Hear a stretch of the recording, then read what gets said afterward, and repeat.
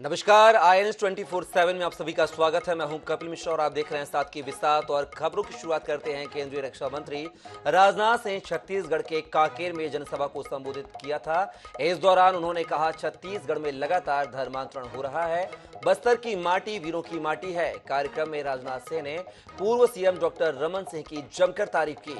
राजनाथ ने कहा कि रमन सिंह के 15 साल के कार्यकाल में छत्तीसगढ़ की तस्वीर बदली है। छत्तीसगढ़ बनाने की सबसे बड़ी वजह थी आदिवासी भाइयों को विकास की यात्रा में आगे बढ़ाना।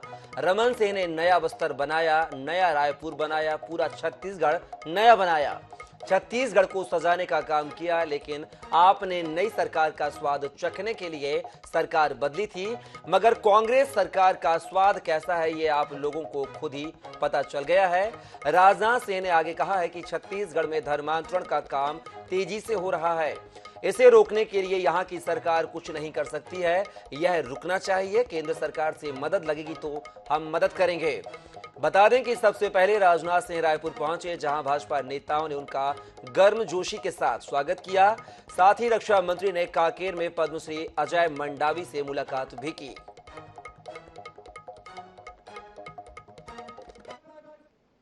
हमने 2003 के विधानसभा चुनाव में परिवर्तन करा के यहाँ के सभी कार्यकर्ताओं को साथ लेकर डॉक्टर रमन सिंह जी को इस छत्तीसगढ़ की भारतीय जनता पार्टी ने बागडोर सौंपी।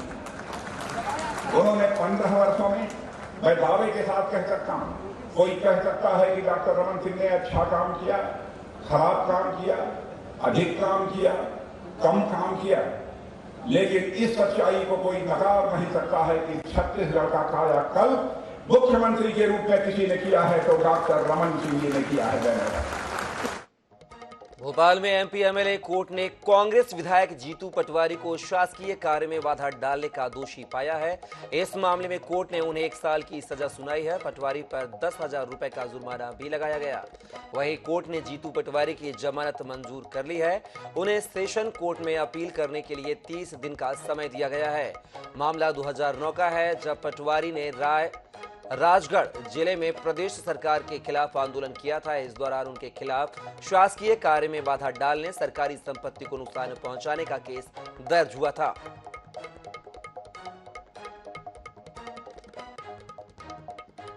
ऐसा है कि देश के संविधान, देश के कानून, देश का लोकतंत्र, देश के हर नागरिक के लिए सर माथे का ताज होता है।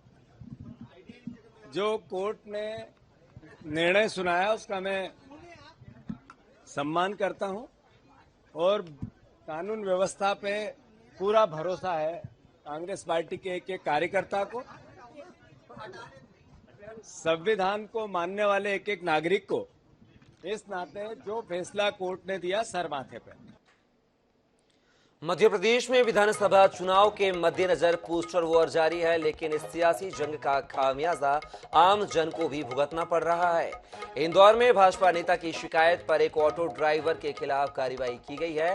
दरअसल उसके ऑटो पर पोस्टर लगाया गया था, जिसमें सीएम शिवराज सिंह चौहान का QR कोड के साथ 50% लाओ, फोन पे काम कराओ का स्लोगन दर्ज था।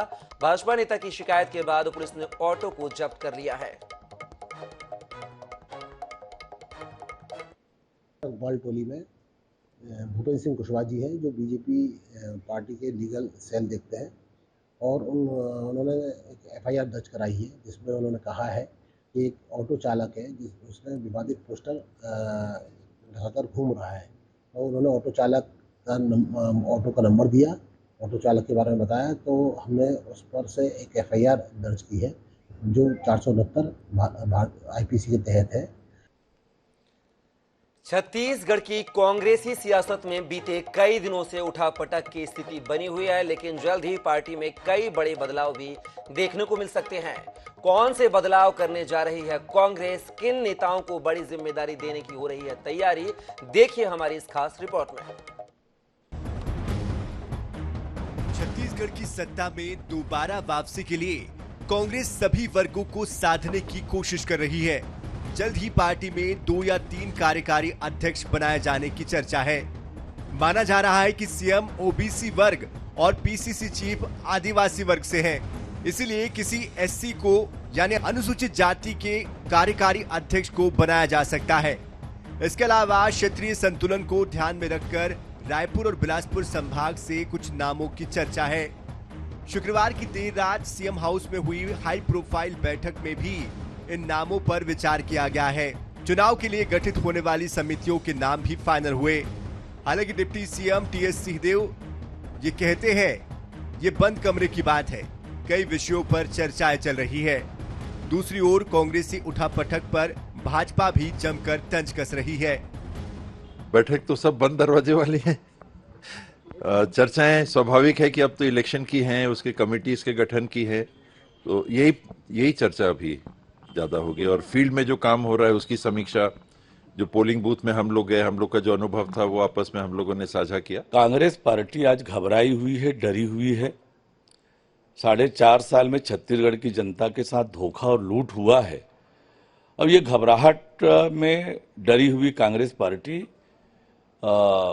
इस तरह की गतिविधि कर रही है, पर इसका कोई लाभ कांग्रेस को नहीं मिलेगा। जनता ने तय कर रखा है कांग्रेस को उखाड़ फेंकने का। चुन्नीलाल साहू अकलतरा के पूर्व विधायक रहे हैं।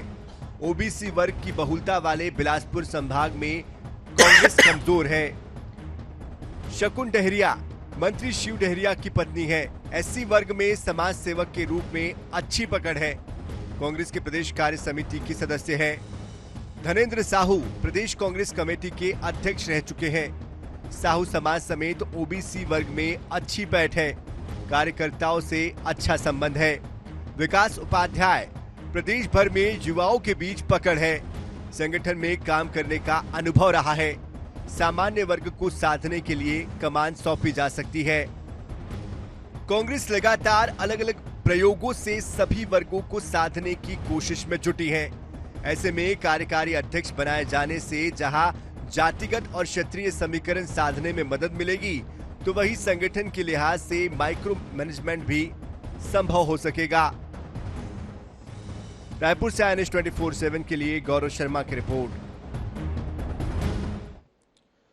ग्वालियर चंबल संभाग में आम आदमी पार्टी की एंट्री से कांग्रेस और भाजपा में खलबली मच गई है। हालांकि आम आदमी पार्टी में भी अंदर खाने खींचतान की बातें सामने आ रही हैं। पार्टी के स्थानीय नेताओं और पदाधिकारियों को तवज्जो नहीं दिए जाने का मामला तूल पकड़ रहा है। पार्टी के प्रदेश अध्यक्ष रानी अग्रवाल के साथ दिल्ली और पंजाब से आए विधायकों ने प्रेस कॉन्फ्रेंस आयोजित की। इस दौरान स्थानीय नेता मानिक शाह और रुचि को उपेक्षित रखा गया। अब इसे लेकर भाजपा और कांग्रेस हमलावर है।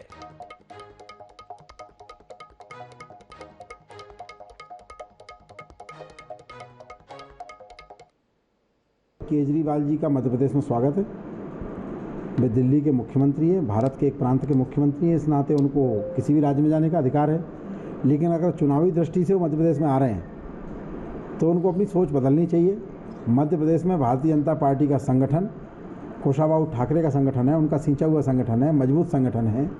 हम फिर से सरकार में आ रहे हैं और 200 पार का नारा भारतीय जनता पार्टी ने दिया है। कल निश्चित रूप से ग्वालियर चंबल संभाग में आम आदमी पार्टी की आमद हो रही है, लेकिन आमद से पहले ही जिस प्रकार का बिखराव दिख रहा है, जो वहाँ की पुरानी लीडर थी तोमर साहिबा और रुचि राय जो नई वहाँ पर गई हैं, अपने आप को स्थापित करने का प्रयास कर रही हैं, तो जैसी प्रतिद्वंद्विता दिख रही है तो मुझे लग रहा है कि तो आमद से पहले ही चीज़ें बिखराव की ओर जा रही हैं। राजधानी में बदमाशों के बीच पुलिस का खौफ खत्म होता जा रहा है। बदमाशों के हौसले इस कदर बुलंद हो गए हैं कि बीच बाजार में सोने चांदी की दुकानों को अपना निशाना बना रहे हैं। सदर बाजार में ही 1 घंटे के भीतर उठाई गिरी के 2 मामले सामने आए। आपको बता दें कि 2 दुकानों पर धावा बोल दिया और सोने की चेन झपटकर भाग खड़े हुए चोर। देखिए हमारी खास रिपोर्ट।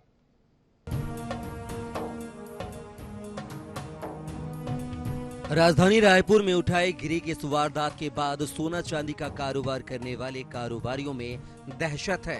दरअसल रायपुर के सबसे बड़ा सराफा मार्केट सदर बाजार बदमाशों के निशाने पर है। सीसीटीवी फुटेज में साफ दिख रहा है कि ये दुकान कंगन ज्वेलर्स है, जहां बैठा ये शातिर बदमाश दुकानदार को पहले सोने की चेन दिखाने को कहता है, फिर दुकान में रखी 4 सोने की चेन लेकर भाग जाता है। वही मामले में पुलिस के हाथ अब तक खाली हैं। बड़ी बात यह है कि जिस वक्त यह घटना हुई आसपास कई लोग मौजूद थे और महज 300 मीटर की दूरी पर पुलिस थाना है, लेकिन बदमाशों में कोई खौफ नहीं। गुरुवार को शाम को सदर बाजार एरिया में कोतवाली थाना क्षेत्र के कंगना ज्वेलर्स में एक उठाईगिरी की घटना हुई थी, जिसमें एक व्यक्ति जो है सोने की चैन देखने आया हुआ था और बातचीत के दौरान जो है वहां से 4 सोने की चैन लेकर भाग गया है, जिस पर हम लोगों ने उठाईगिरी का मामला दर्ज किया है। इसमें इनिशियल हम लोगों को कुछ सीसीटीवी फुटेजेस भी मिले हैं और लगभग आरोपी की पहचान हो गई है। बहुत ही जल्द उसकी गिरफ्तारी कर ली जाएगी।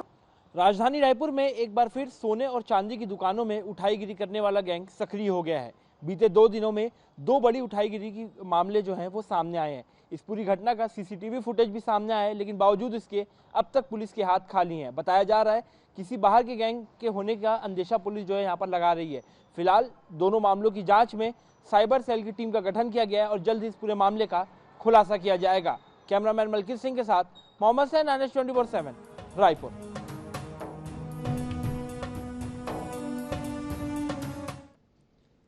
छत्तीसगढ़ में अब दुर्घटनाओं और टैक्स में हानि को रोकने के लिए परिवहन विभाग बड़ा कदम उठाने जा रहा है।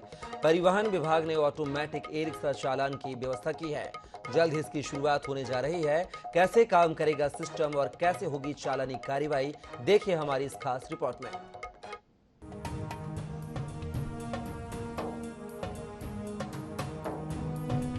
छत्तीसगढ़ सरकार अब बिना फिटनेस, टैक्स और बगैर दस्तावेज चलने वाले वाहनों पर सख्ती की तैयारी में है।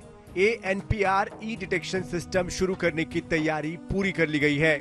इससे बगैर फिटनेस और बगैर टैक्स पटाए चलने वाले वाहनों के सड़कों से गुजरने पर अपने आप चालान होगा। पहले चरण में हैवी और लोडिंग व्हीकल पर इसे लागू किया जाएगा। अगले चरण में निजी वाहन भी इसकी चपेट में आएंगे।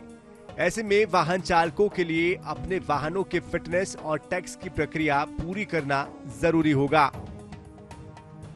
पहले चरण में इन मार्गों पर लगा ANPR सिस्टम महासमुंद बसना पदमपुर रोड, सरायपाली सारनगढ़ रोड, जयराम नगर मस्तूरी रोड, रायपुर अभनपुर रोड, भर्रेगा भाटा पथलगांव अंबिकापुर रोड, डोंगरगढ़ राजनांदगांव रोड,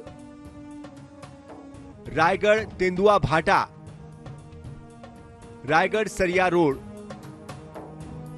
नगरी रोड। ऐसा होगा सिस्टम। गाड़ियों की जानकारी ऑटोमेटिक नंबर प्लेट रिकॉग्नाइजेशन कैमरे से मिलेगी। बिना वैध दस्तावेज वाले वाहन का रिकॉर्ड वाहन के डेटाबेस से मिलेगा। ई डिटेक्शन पोर्टल के माध्यम से अपने आप चालान कट जाएगा। चालान SMS के माध्यम से वाहन मालिक को मिलेगा। चालान पटाने तक गाड़ी से संबंधित कार्य RTO में प्रतिबंधित होगा। ANPR सिस्टम लागू होने से एक और जहां एक्सीडेंट को रोकने में मदद मिलेगी, तो वहीं इससे शासन को हर साल टैक्स चोरी के रूप में होने वाले राजस्व हानि को कम करने में मदद मिलेगी। हालांकि बगैर परमिट और टैक्स पटाए सड़कों पर चलने वाले वाहन मालिकों पर सिस्टम जरूर भारी पड़ेगा, लेकिन इससे परिवहन की व्यवस्था जरूर सुदृढ़ होगी। रायपुर से NH 24/7 के लिए गौरव शर्मा की रिपोर्ट।